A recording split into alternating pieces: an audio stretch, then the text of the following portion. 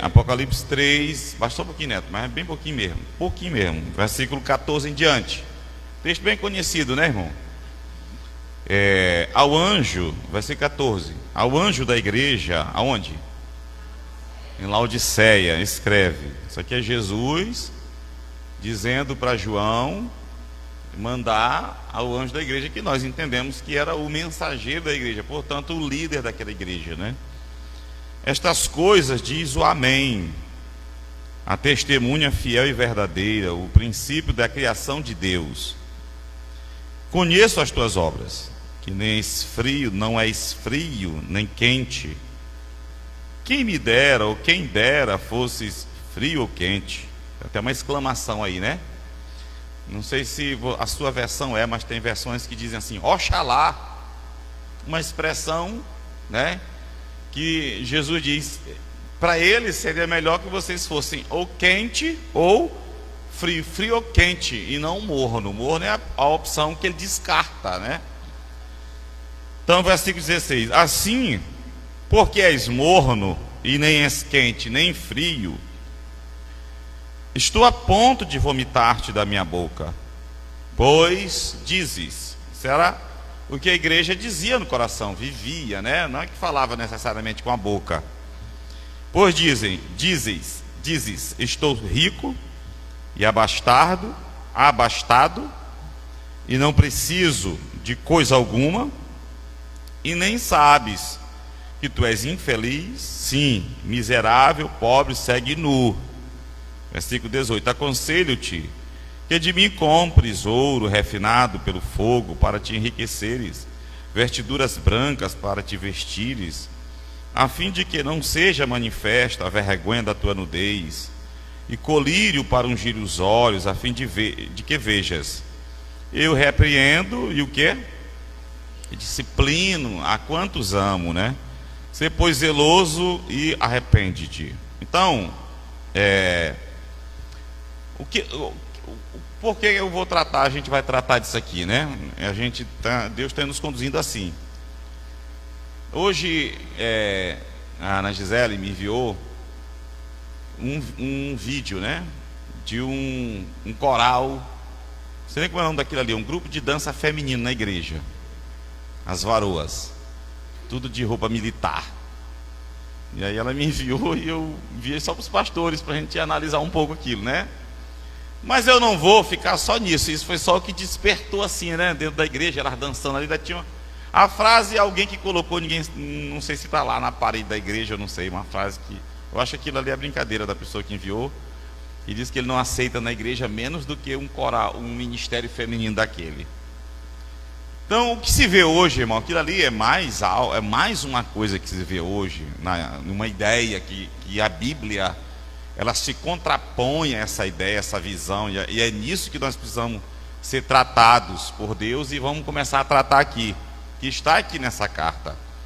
Algo que nós que lideramos igreja, seja pequena, média ou grande, nós que pregamos a palavra de Deus, nós que fazemos a obra do Senhor, os que evangelizam, porque Jesus manifestou algo muito que se opõe muito a essa ideia que as igrejas têm hoje, quando ele também evangelizava, né? Exercia o seu ministério evangelístico, quando também exercia o seu ministério de mestre, ele manifestava ideias, pensamentos que estão muito na contramão do que se pensa hoje, apesar de ser ideia, nós vamos já entender o que eu quero dizer aqui, bonitas, aparentemente boas, né? De atrair as pessoas, de alguma forma chamar a atenção das pessoas que não querem mais estar na igreja, que tem uma certa rejeição com a igreja. Então a ideia que se vê hoje, não só de muitas igrejas, eu falei aqui de um coral, né? De um grupo de dança, mas às vezes tem muita coisa. Um tempo desse eu vi uma igreja que aqui no Brasil colocava um carrão lá, não sei se um Camaro, uma limusine, alguma coisa assim, lá no meio da igreja, né? E aí, tipo, atrair ali a atenção de alguém. Então, igrejas que realizam bingos, sorteios, e tantas outras coisas, propagandas, para atrair as pessoas para a igreja. E às vezes alguns têm até uma ideia, mais ou menos assim, né? De dizer assim, mas é importante, né? Trazer que aí a pessoa venha e uma hora ela acorda, numa hora, alguns chegam a dizer, é importante estar na igreja, né? Melhor do que estar no mundo. Eu compartilhei muito tempo de uma ideia que hoje eu tenho aversão a ela, não concordo, né? Porque uma vez eu vi um pastor dizendo, rapaz, você já viu o tanto de igreja que tem por aí, né? O tanto de igreja, quase toda a rua e tal. Aí a gente dizia assim, é melhor igreja do que bar. Olha, irmão, eu compartilhei e concordei com essa ideia há muito tempo. Depois eu fui vendo que isso aí não é, eu não vejo mais assim, sabe? Por várias razões, por esse aqui que nós vamos ver agora. Lembra também ali da semente, quando caiu em 4 lugares? O primeiro lugar caiu aonde? Na beira do caminho, que Jesus vai explicar que é terreno o quê? Duro. A semente não penetra. E aquilo ali representa corações endurecidos. Pessoas que foram decepcionadas. Não porque alguns se decepcionam mesmo, porque vão para a igreja com outros propósitos. Mas alguém aqui que foi com sinceridade, mas chegou numa porta que não foi Deus quem abriu. Quem está entendendo o que eu quero dizer? E aí lá viu o evangelho, sabe, se decepcionou. E aí a pessoa, no engano maligno, mede todas as igrejas por aquela que ela visitou. Quem está entendendo? É muito normal as pessoas hoje terem uma ideia que acham que toda igreja é a mesma coisa. Toda igreja é a mesma coisa. Isso é um engano maligno, é tudo que o diabo quer. Então eu não compartilho mais essa ideia. É claro que se forem abertas por Deus, aí tudo bem, é bom, né? Toda rua tem uma igreja, em cada canto tem uma igreja. Mas assim como estão fazendo, só para ampliar, só para dizer que nós alcançamos, temos tanta igreja em tal lugar, e às vezes sem compromisso algum, sem direção de Deus, sem realmente uma certeza que é Deus que abriu uma porta ali para alcançar a comunidade ou um outro propósito naquele local. E isso produz mais danos do que a gente pode imaginar. Voltemos. Então eu vi esse grupo, né, as varoas dançando. Então essa ideia de se produzir entretenimento na igreja, de se produzir alguma coisa dentro da igreja, para atrair as pessoas, ela aparentemente é uma ideia boa. Olha que coisa, irmão. Não, nós vamos atrair as pessoas, vamos criar alguma coisa para chamar a atenção da comunidade, né, do local, de alguém, de um amigo, porque se não for assim, não vem. Aparentemente é uma ideia, tira um pouquinho o agudo do microfone. Aparentemente é uma ideia boa, só um pouquinho, mas a Bíblia não compartilha dessa ideia. E você vai ver que ela é nociva, ela é prejudicial, ela pode gerar um mal muito maior do que a gente imagina. E aqui está Jesus falando isso. E nós vamos ver alguma coisa. Jesus fala aqui de 3 tipos de crentes, né? Quais são os 3 tipos, né? Que ele fala para a igreja de Laodiceia. O crente frio, quente, e por terceiro ele cita o morno. Por que não és frio e nem quente, mas és morno? Estou a ponto de vomitar-te. Eu trouxe a explicação e depois nós vamos trazer alguns textos para a gente meditar. Ó. Alguns escritores vão falar coisas interessantes. E eu trouxe aqui. O frio é aquela total insensibilidade para com Cristo e sua verdade.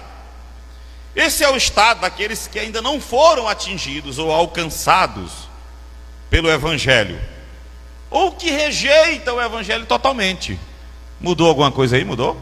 Só sentindo meu ouvido mudar foi alguma coisa que mudou, né? Mas tá bom. Está entendendo?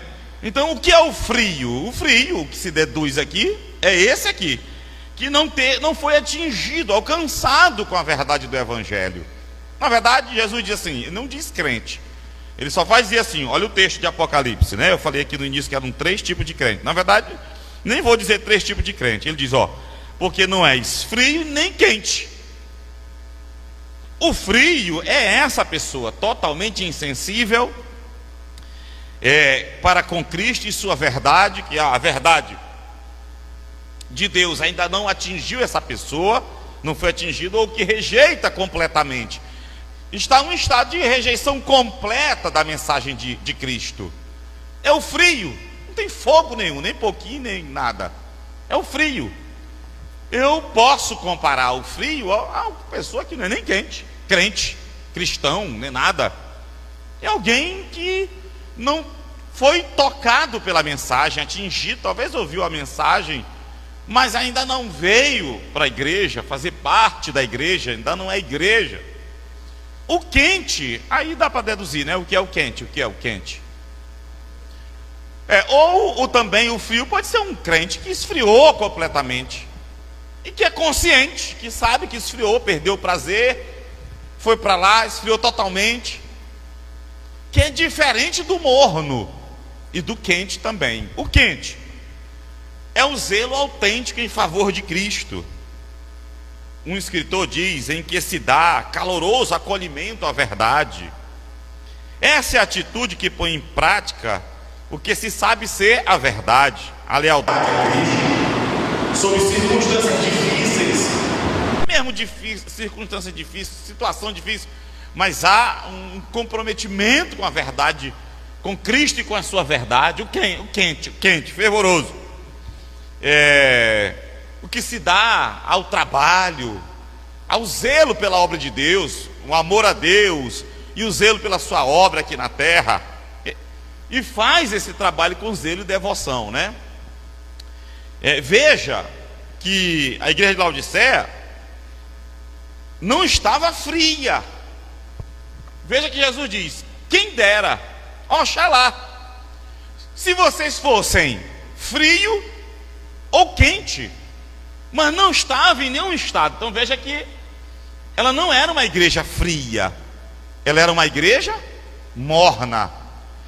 Então a igreja de Laodiceia não estava fria, no sentido de rejeitar Cristo abertamente, nem eram crentes quentes, fervorosos, zelosos, cheios de zelo, vigor espiritual. Em vez disso, seus membros eram hipócritas e professavam uma fé morna, dizendo que conheciam a Cristo, que eram de Deus, que estavam bem em Cristo, quando não eram nem frios e nem zelosos dessa forma. Olhe para cá, a igreja de Laodiceia não tinha fervor de espírito no Senhor, e nem se mostrava zelosa em favor das verdades do Evangelho, em favor de suas ordenanças, em favor da casa de Deus, da obra de Deus, da disciplina com Deus. Nem se opunha, ela não se colocava contra, né, ao pecado, ao erro. E é interessante que também você não vai perceber, isso aqui é importante a gente também perceber, que a ela não é atribuída nenhuma heresia, um pecado escandaloso.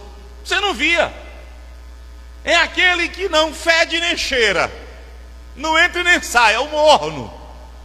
Não estava fervoroso como Deus quer, ativo na obra, zeloso, vivendo conforme Deus, sendo perseguida porque se posicionava em favor das verdades de Deus. Alguns escritores, alguns comentaristas chegam a dizer que é aquela igreja que negociava princípios para estar em paz, para estar bem. É aquela igreja, aquela pessoa que o que importa ela está bem, alcançar seus objetivos. É a cara dessa nossa geração de coaching, de adeptos da teologia da prosperidade. O que importa é sermos uma igreja grande. Tem um escritor que diz que é a igreja que se preocupa com números, com aparência, em ser uma grande igreja, ter uma boa representação, ter números, ter bastante pessoas, e que aqueles crentes estejam inseridos na comunidade, como tem igreja hoje, que se preocupam muito mais em dar cursos e palestras sobre como alcançar, conquistar, como o Marcos pregou ontem lá, né? Os coaches estão aí pregando conquista. Não, nós amamos o dinheiro, né? Não amamos, o discurso é bonito, né? Mas o que se motiva é a conquista e não a obediência. Não há fervor e zelo, amor pelas verdades de Deus, por agradar a Deus, mas se alcançar objetivos, propósitos. E o pior é que esse propósito está voltado para si, para o ser humano, de conquistar. E eu não estou dizendo que nós não devemos trabalhar por essas coisas, no sentido de termos, de alcançarmos, de conquistarmos o que é necessário à vida. Sim ou não? O próprio apóstolo Paulo diz, se vocês têm o que comer e o que vestir, estejais, quem completa? Estejais, tendo o que comer e o que vestir, estejais. Se eu não tiver, eu não posso dizer que está tudo bem, eu tenho que lutar, eu tenho que buscar, eu tenho que ir a Deus e em Cristo e buscar isso que eu não tenho, não é verdade? Sim ou não? Eu não estou dizendo que ninguém é hipócrita dizer que a gente não luta. Eu incentivo aqui os jovens a estudarem, eu incentivo as pessoas a se esforçarem, sim. Agora a tônica, o alvo dessa geração coaching não é agradar a Deus, como o Marcos pregou, não é o amor a Deus, o serviço a Deus. Vendem a alma, negociam princípios para alcançar posições, quantias, valores, bens deste mundo, em detrimento de valores espirituais, de verdades eternas. Quem está entendendo o que está sendo dito aqui? Alguns dizem que é a cara da igreja de Laodiceia, mas tem um porém na igreja de Laodiceia que não tinha nas outras.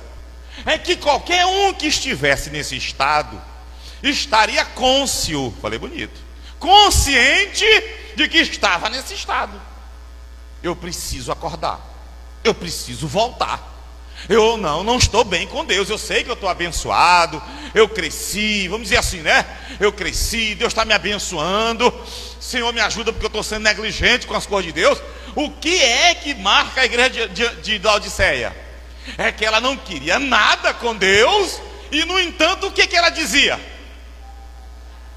Estou bem, estou rico, está tudo tranquilo. É como... Aí é que Jesus chama e classifica esse estado como de mornidão espiritual. Quem está entendendo? Está entendendo, irmã Justa?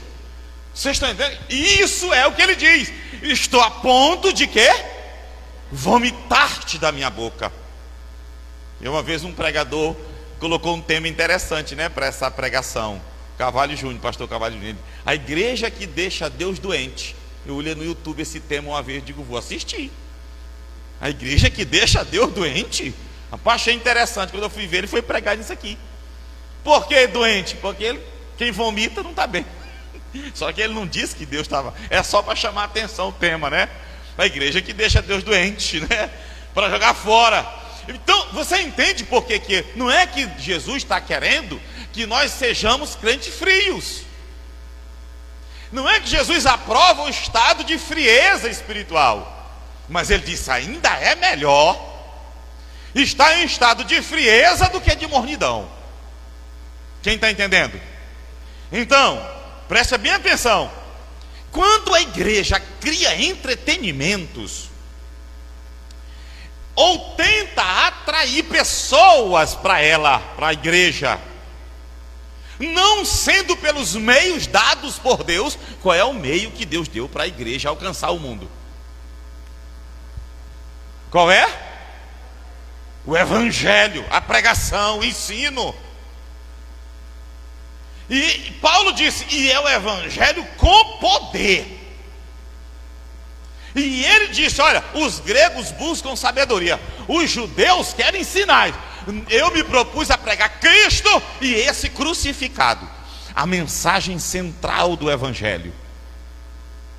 O poder que liberta do pecado, o poder que liberta-nos de nós mesmos, desse mundo, das garras de Satanás, para vivermos para Deus.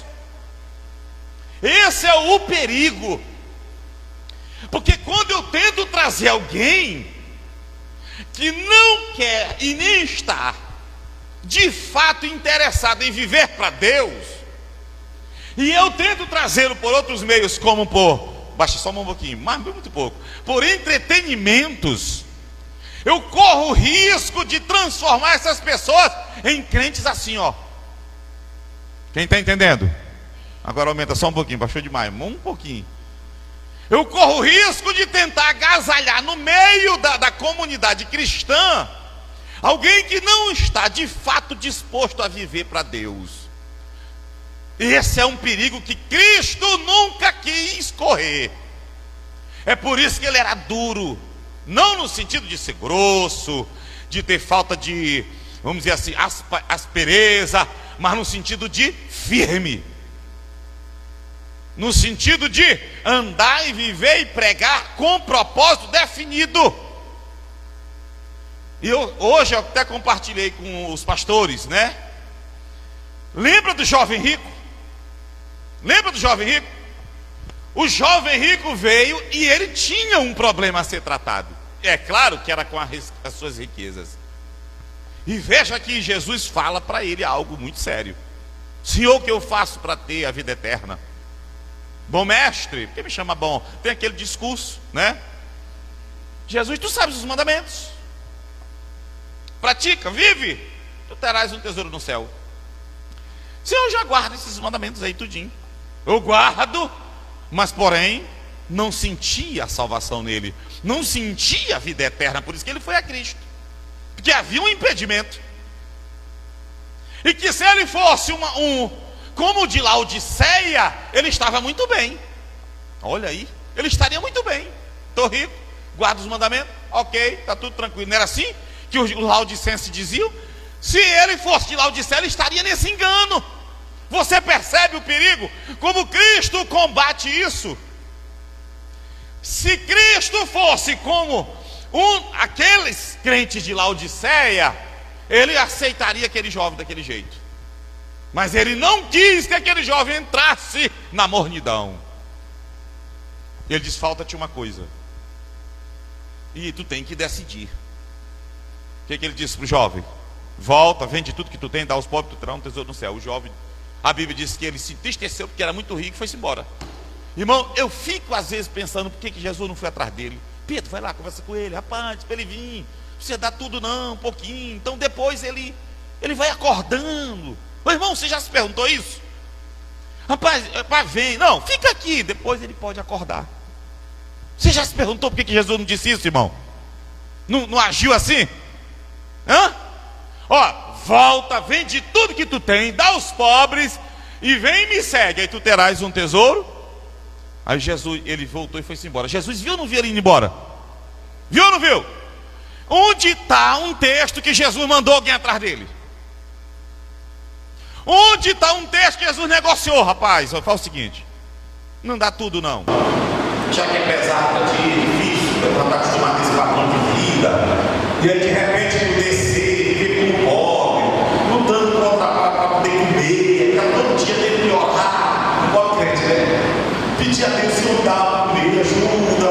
E rapaz, eu sei que é difícil, eu sei como é, eu conheço todas as coisas, né? Aumenta só um pouquinho de novo. Eita, caba chato sou eu, né? Aí, rapaz, mas vem, fica aqui. Tu vê Cristo fazer isso? A gente vê? Vê, Mar?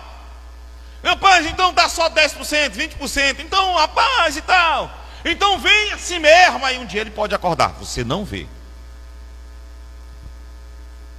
É verdade ou não? E aí, alguém me diz alguma coisa aí? Já tinham parado assim para meditar nisso? É o perigo de trazer alguém, de chamar alguém sem a verdade, sem dizer para ele o que ele vai ter que viver, sem ser verdadeiro, sem ser honesto, tentar criar entretenimento para chamar e acabar transformando o camarada num laudicense, morno, estando dentro da igreja achando que está bem, e diante de Deus não estava, e não tinha tesouro no céu. Porque Jesus disse que ele só teria um tesouro no céu se ele fizesse aquilo. Quem está entendendo? E aí você vê o Cristo que nos chamou. Nós somos igreja de quem? Do mundo? Dos sábios dessa terra, não é de Cristo? E devemos seguir o modelo de quem? Aí Jesus, calma aí, nós vamos fechar depois. Aí eu fiz uma pergunta aqui: entende a visão de Cristo? Você entende por que às vezes ele parecia duro, firme? Evitava o morno. não porque não o quisesse, mas para que viesse apenas quando estivesse disposto a se dar por completo, a viver a verdade de Deus. Quem está entendendo? Não recebe de qualquer jeito, irmão, não alimenta, porque eu corro o risco de transformar essa pessoa num laudicense morno e não ter mais jeito. Porque se entrar como laudicense, irmão, a convicção, não tem falta de coisa alguma, eu estou bem, isso é um perigo. Vocês estão entendendo? Estava a ponto de Cristo, como o Ítalo pregou, está a porta batendo e eles dizendo que estavam bem. E aqui é uma lição, ó. Não havia engano, nem meia verdade, mas a verdade. Tu só será aceito desse jeito, meu amigo. Tu só vai para o céu desse jeito. Só tem esse caminho. Mas cadê, irmão, aquela ideia que eu citei hoje? Irmão, mas agasalha ele. Quem sabe ele acorda, porque alguém acordou, alguém viveu desviado, ou alguém veio para a igreja e um dia acordou. Irmão, glória a Deus se alguém acordou, mas não é assim a proposta de Deus. Olha lá, devemos calcular nós o custo do serviço a Deus e pregar para as pessoas, como Deus fez, como Jesus fez, ó. Você lembra daquele, todo mundo sabe, quem põe a mão no arado e olha para trás, falem aí. Quem põe a mão no arado e olha para trás, não está apto, legalmente habilitado para o reino. As raposas, suas locas, como é? Toca lá. As aves do céu, mas o Filho do Homem não tem. Todo mundo sabe dessas coisas. Mas o que Cristo, o contexto disso, o que Cristo estava falando sobre isso, irmão? Eu trouxe aqui para a gente ler, ó. É Lucas 9. E aí, se você quiser ouvir, eu vou ler aqui bem rápido. Você vê como era essa coisa aí, viu? Como a visão de Cristo, a forma como ele viveu e nos deixou como exemplo, é diferente de muitas igrejas e muitos líderes de hoje. Eu também não estou aqui me colocando como melhor do que ninguém, irmão. Eu só quero apenas conhecer e viver essa palavra, lutar por ela. E não tornar essa igreja, a igreja que Jesus me chamou para ensinar, para liderar, uma igreja de Laodicense. Olha lá. Capítulo 9 de Lucas, versículo 57, ó. Indo eles caminho fora, alguém lhe disse: seguir-te-ei para onde quer que fores. Ô, coisa linda, pare aí. Meu amigo estudava até por causa dar um salto assim, com a mão, ó. Tamo junto. Eita glória. Rapaz, que coisa linda, né, irmão? Eu vou te seguir para onde quer que tu fores. Aí Jesus olhou para ele, mas ele não era essa geração, né? Ele queria mudar essa geração. Olha lá, a verdade. Versículo 58. Mas Jesus lhe respondeu: as raposas têm seus covis, e as aves do céu ninhos, mas o Filho do Homem não tem onde reclinar a cabeça. Jogou o que aí? Nele. Se fosse na linguagem do outro, jogou logo um pano gelado. Não. Colocou a verdade. Tu vai me seguir? Então até a raposa tem uma loca para viver lá, o buraco. As aves do céu fazem um ninho de vez em quando para ir lá descansar, comer alguma coisinha. Agora é o seguinte: quer andar comigo? O Filho do Homem não tem nem onde reclinar a cabeça. É assim. Esse é o preço. Veja que ele, de novo, eu falei do jovem rico e agora eu estou outro aqui. Veja que ele não diz: deixa vir para ele ir aprendendo. Aí ele chega aqui, né? Deixa ele meter a cabeça, que aí a gente puxa ele para dentro. Não. A verdade ia na frente. Não tinha aquela coisa de dizer assim: rapaz, é um iniciante, o cara não conhece, está chegando agora. Mas não tinha meia verdade, não tinha, só tinha a verdade. E ele disse: eu sou. Jesus disse: eu sou o caminho e a vida. E ninguém vem, ele não disse vai, vem ao Pai, porque o caminho pelo Pai passa por essa verdade.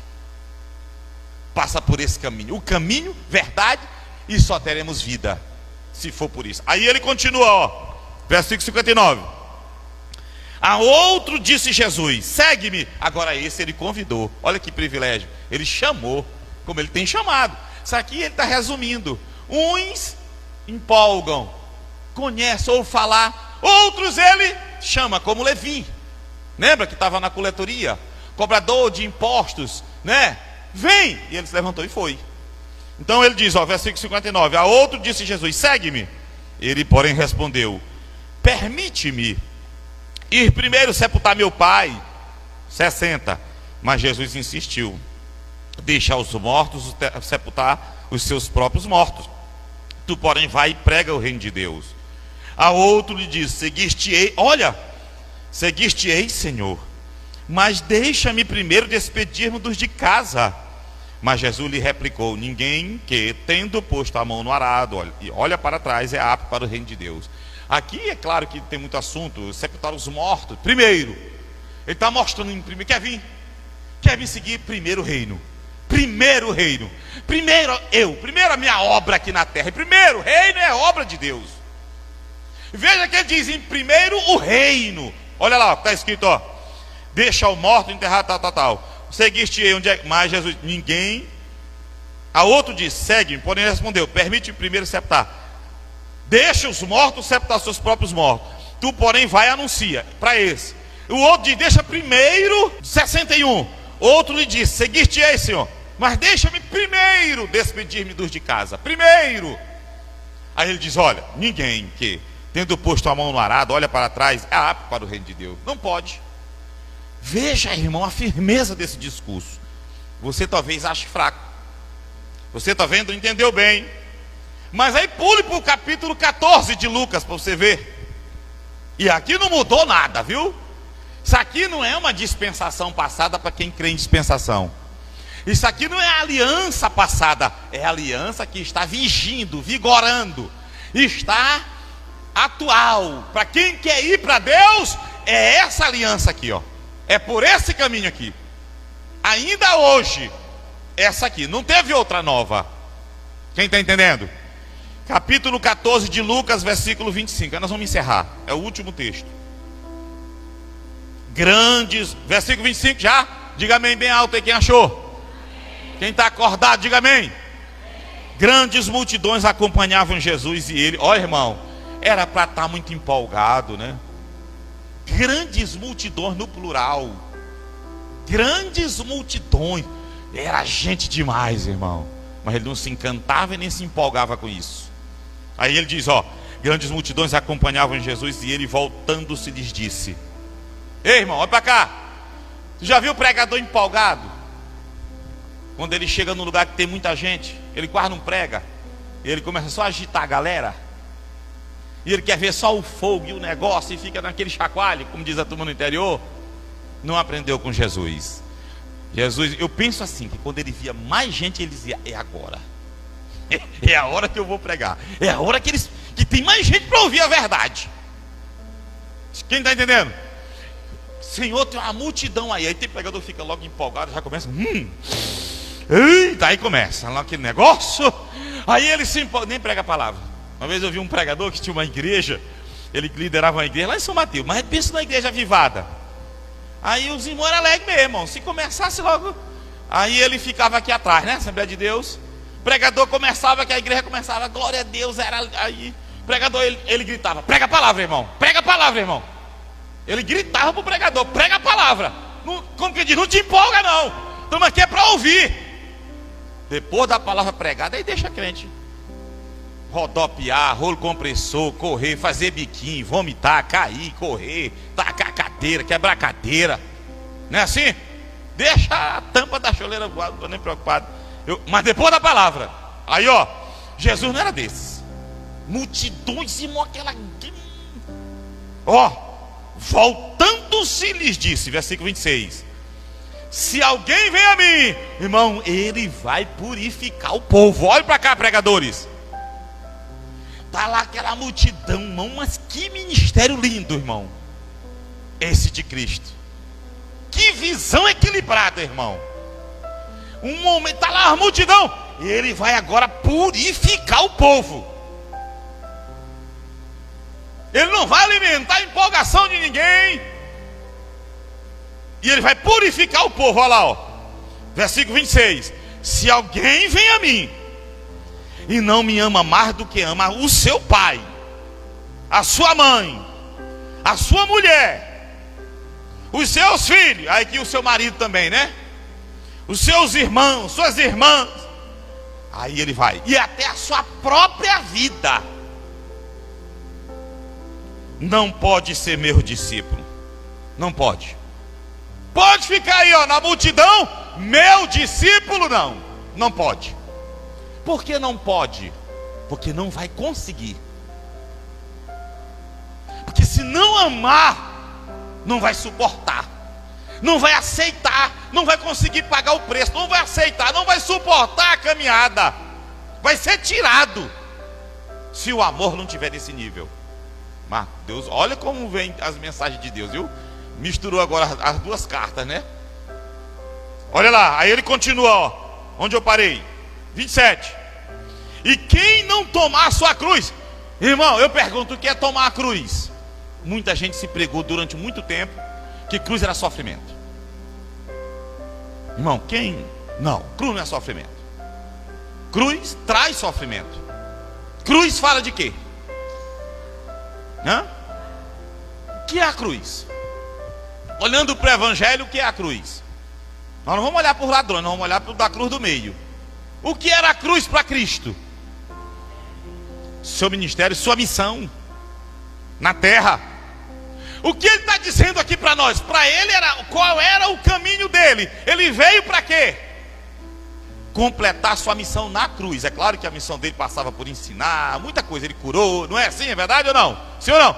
Mas completava na cruz, lá na cruz ele completou. Por isso que lá na cruz, do meio, porque dos lados eram ladrões, e um lado era redimido, foi redimido, e o outro condenado, né? Porque não quis, mas teve oportunidade. Lá ele disse, está consumado. Ou seja, o que eu tinha de fazer, eu fiz. Eu completei a minha carreira. Eu cumpri a minha missão, Pai. Em tuas mãos entrego o meu espírito. E a cabeça não suportou, porque a sua vida foi tirada, e ele morre. E o Espírito de Deus, ao terceiro dia foi e ressuscitou. Aí foi obra do Pai, porque ele estava entregue nas mãos do Pai. A morte não o venceu, mas ele se entregou por causa da sua missão.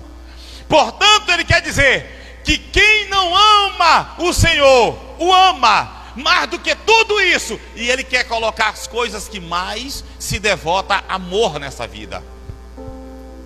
Quem está entendendo?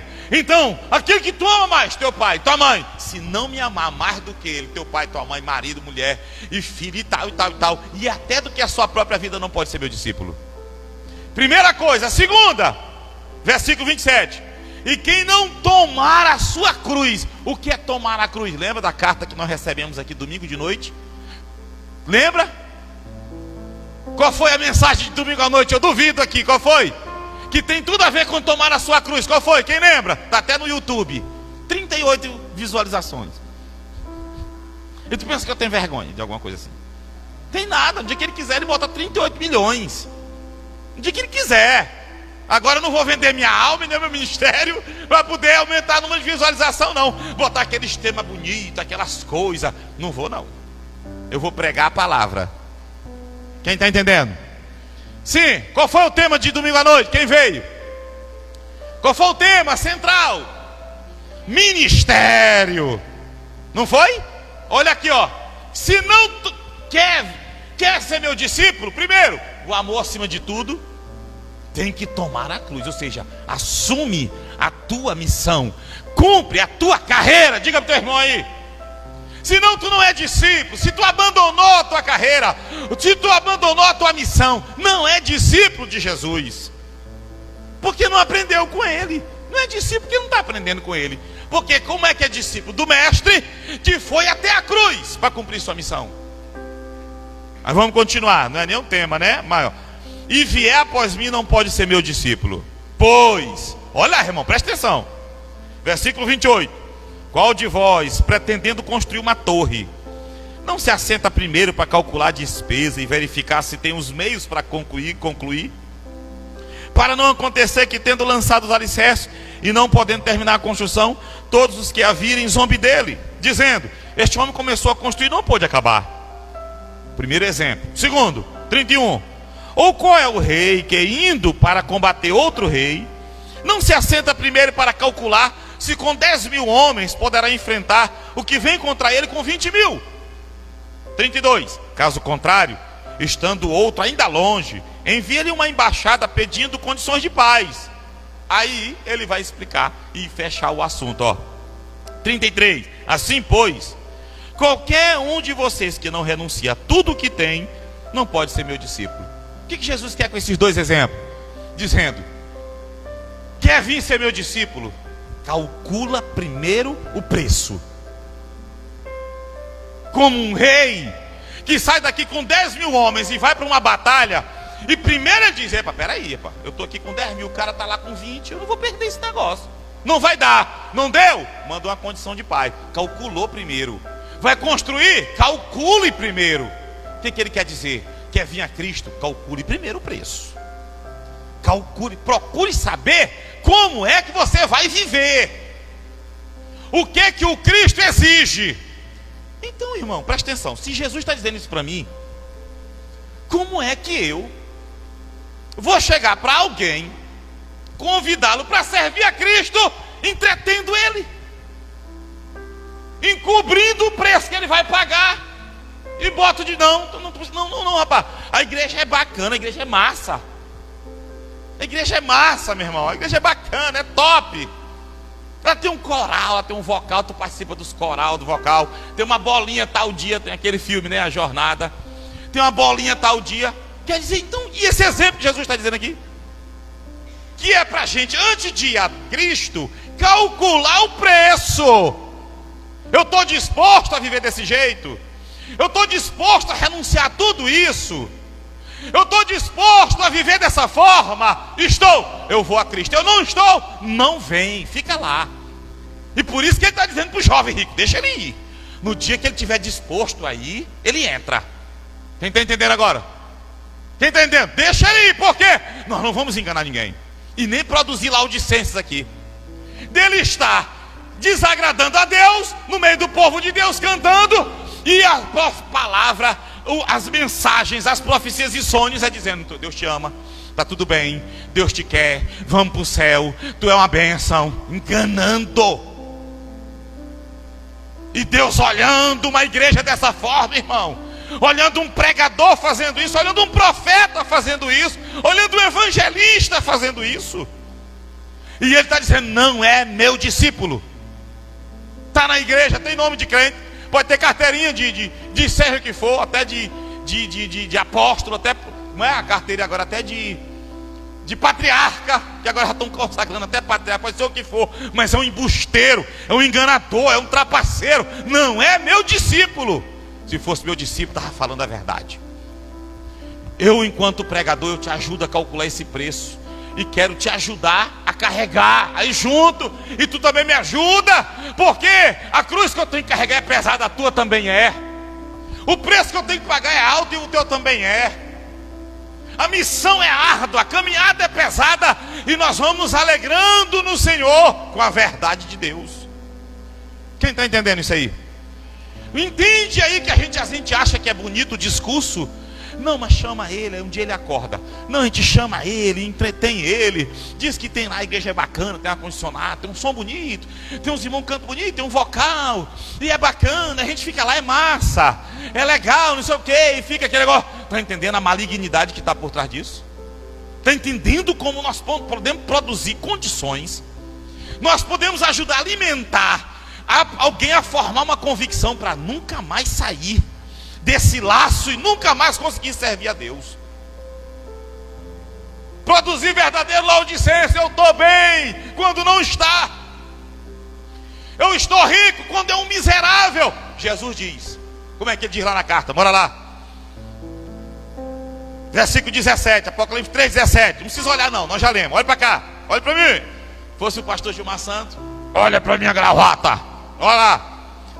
Tu dizes, estou rico, abastado, quer dizer, eu tenho o suficiente, eu estou tranquilo, eu tenho o que eu preciso. Ídolo ensinou isso aí, né? Foi tu que pregou? Foi Marco? Sobre essa palavra? Foi um de vocês. E não preciso de coisa alguma. Aí o que Jesus vai dizer para eles? A carta que ele manda para João, para uma igreja que pensava que estava assim. Como? Como é que a igreja pensava que estava? Rica, abastada, não tem falta de coisa alguma, né? Não precisa de coisa alguma. Jesus vai dizer, ó, manda dizer para ele, João, escreve. E é o João, irmão. Era o apóstolo, a lenda viva, o último dos 12 vivos, o apóstolo do Senhor, que todos sabiam que era um homem de Deus. João, manda uma carta escrita, escreve tu ao líder da igreja. Imagina os irmãos tudo reunidos lá, irmão. Imagina aí, vamos para a realidade. Os irmãos tudo, ó, Jesus. E aí, irmão, nós estamos ricos, tudo bem, está tudo tranquilo, irmão, nós estamos prosperando. Ei, nós estamos na mídia. Nossa igreja é uma catedral, é famosa. Pode olhar que os políticos vão logo pedir voto lá. Nosso pastor está lá. E chegou a carta. Esse rapaz João da prisão mandou uma carta. Ele teve uma revelação. Jesus falou com ele, arrebatou. E ele mandou uma carta para nós. E a igreja, todo mundo alegre, ó, irmão. Vamos ouvir a carta do nosso apóstolo João, está assinada. O mensageiro era conhecido que era dele, não tinha dúvida. E aí eles começam. Palavra de Cristo para a igreja. Conheço as tuas obras. Eu conheço as tuas obras, igreja. Que nem és frio nem quente. Quem dera vocês fossem frio ou quente. Assim, porque és morno e nem és quente nem frio, estou a ponto de vomitar vocês da minha boca. Eita, irmão, olha que palavra. Eu estou a ponto de vomitar você. Peraí, não estamos dizendo que nós estamos bem. Não, nós estamos bem. Irmão, nós estamos ricos, prósperos. Isso é bênção de Deus. Nós estamos ricos, nós estamos prósperos, abastados. Não temos falta de coisa alguma. Aí o leitor diz, espera aí, ele falou sobre esse assunto também. Pois dizes, é isso que vocês estão dizendo. Eles tinham acabado de pensar, imagina aí, ó. Tinham acabado de pensar. Pois tu dizes, estou rico e abastado, não preciso de coisa alguma. Mas tu não sabes que tu és um infeliz, miserável, pobre, cego e nu. Eita, irmão. Hein? Tem uma versão que diz, né? Desgraçado, sem graça nenhuma. E o infeliz é o estado de alguém que não tem graça nenhuma de Deus. Que algumas versões chamam de desgraçado, né? Mas isso aqui é sério. Porque às vezes a gente está bem e chega um profeta, um homem de Deus. Irmão, eu tive um sonho contigo. Chega e entrega uma profecia. Está entendendo, irmão? E diz que a gente não está bem. Aí a gente começa a atirar contra. Muitas vezes não leva nem a gente a refletir alguma coisa na vida. A gente já tem a atitude de condenar. Aí, ó, para encerrar, né? Você pode pensar que é melhor a pessoa vir para a igreja, mesmo sem ainda ter decidido de verdade seguir a verdade de Cristo, esperando essa pessoa que um dia ela acorde lá. Evangelistas, pregadores, igreja do Senhor. A gente pode pensar, mas não é assim. Preste atenção. Mas nisso acompanha um mal maior, da pessoa se tornar um morno.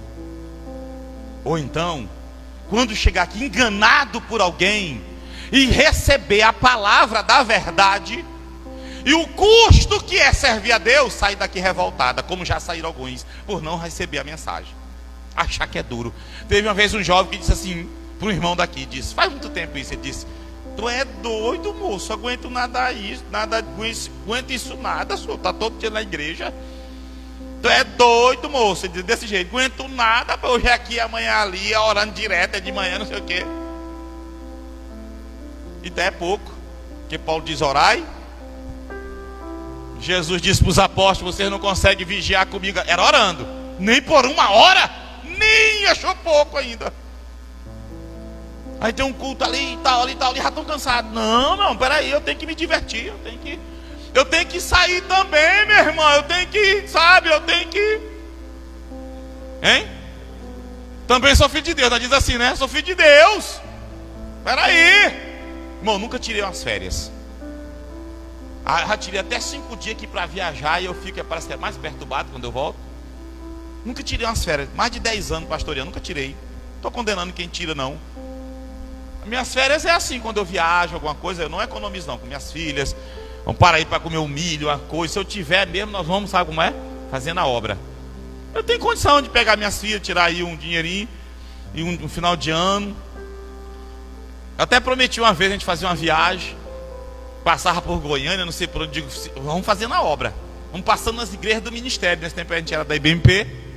E vamos pregando e falando. Eu não tenho coragem, irmão, de sair assim não. Irmão, e tem crente que se anima. Passa de 15 dias, 30 dias aí conhecendo isso, Catarata de Iguaçu, fonte do não sei de quê, e não sei o que, a vida é isso aí. Irmão, não consigo isso aí para mim. Não, irmão, eu tenho minhas falhas. Mas Jesus chega, eu não sou laudicense.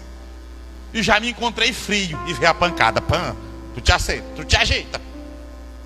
Tu acorda. Como diz o caboclo lá do interior, não sei de você, mas lá diz assim: aba do oi. Caboclo diz assim, meu irmão: aba do oi. Está entendendo? Aí escuta lá.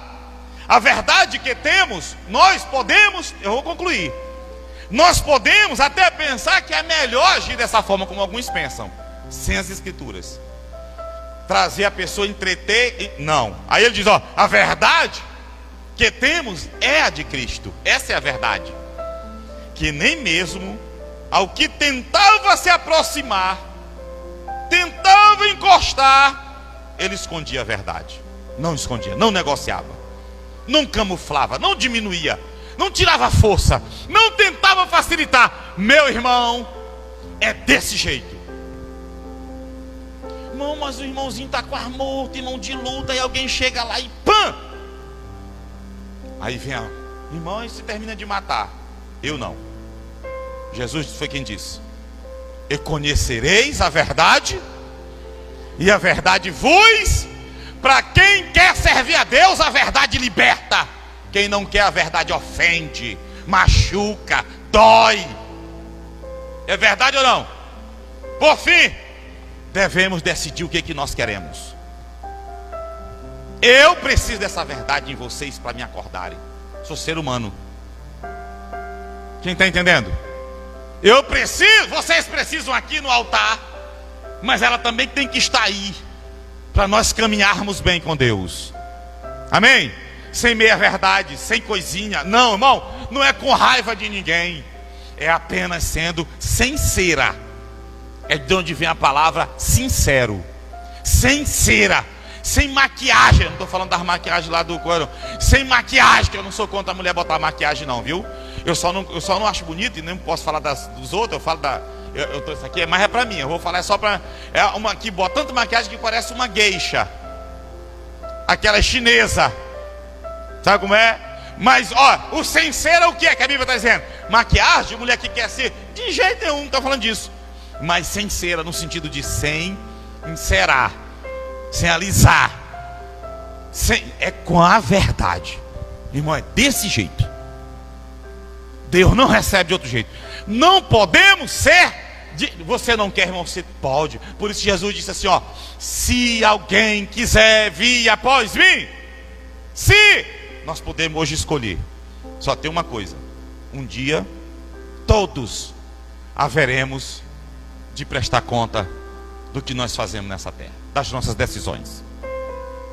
Esse é o problema para quem usa dessa liberdade para dar ocasião à sua carne. Carne em que sentido? De escolher sua vontade. Eu não quero isso, eu quero é viver minha vida, eu quero é assim. Vá. Agora ele está dizendo, não use dessa liberdade, porque você tem liberdade de escolha, mas não use dela para dar ocasião à sua vontade, mas procure usar dessa liberdade para viver a palavra de Deus. Essa é a mensagem bíblica. Por isso que Salomão, depois que curtiu tudo, que nós não vamos chegar nem a 1%. E graças a Deus que nós não vamos, e nem devemos, porque só mulher ele teve 700 e mais 300 concubinas. Fora os muitos rios, açude, gado e tudo que ele, né? Graças a Deus que nós não vamos. Mas aquele que viveu isso tudo disse que o resumo da vida, o fim de tudo, e o que o homem deve fazer é temer a Deus e guardar os mandamentos, a palavra, os termos da aliança, o que ele nos chama para viver. Amém? Você nunca mais vai chamar alguém para a igreja dizendo que tem um coral. Aqui não tem, né? Irmão, mas tem uma irmã que lá na igreja que canta, tem um jovem que canta lá, que ele canta tão bem, irmão. Vamos lá, te ver como é legal.